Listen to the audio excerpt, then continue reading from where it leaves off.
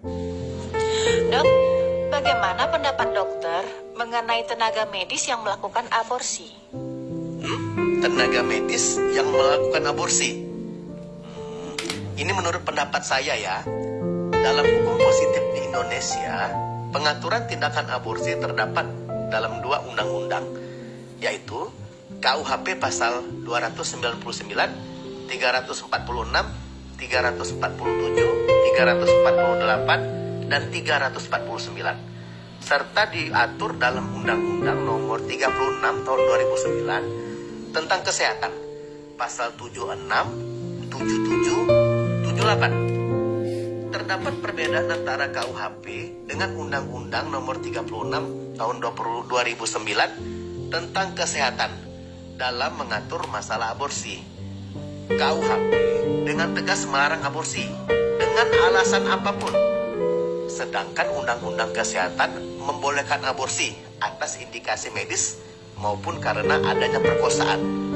Tetapi ketentuan aborsi dalam Undang-Undang Nomor 36 Tahun 2009 tetap ada batasan-batasan yang tidak boleh dilanggar. Misalnya, kondisi kehamilan maksimal 6 minggu setelah hari pertama haid terakhir.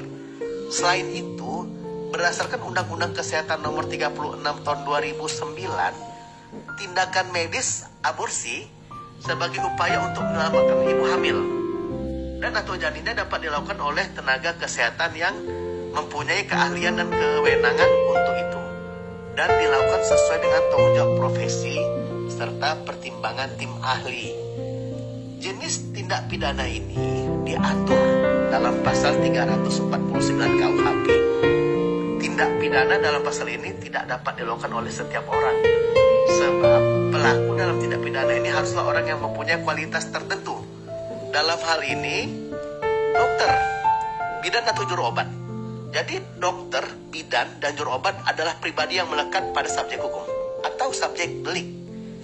Pasal 349 KUHP berbunyi, jika seorang dokter, bidan, atau juru obat membantu melakukan kejahatan berdasarkan pasal 346 KUHP, ataupun melakukan atau membantu melakukan salah satu kejahatan yang diterangkan dalam pasal 347 dan 348 KUHP, maka pidana yang ditentukan dalam pasal itu dapat ditambah dengan 1/3 dan dapat dicabut hak untuk menjalankan pencaharian dalam mana kejahatan berdasarkan dilakukan ketentuan pasal 340 KUHP. Di atas tersimpul bahwa perbuatan yang dilarang dalam pasal tersebut adalah: 1. Perbuatan dokter, bidan atau juru obat yang membantu melakukan kejahatan dalam pasal 346 KUHP.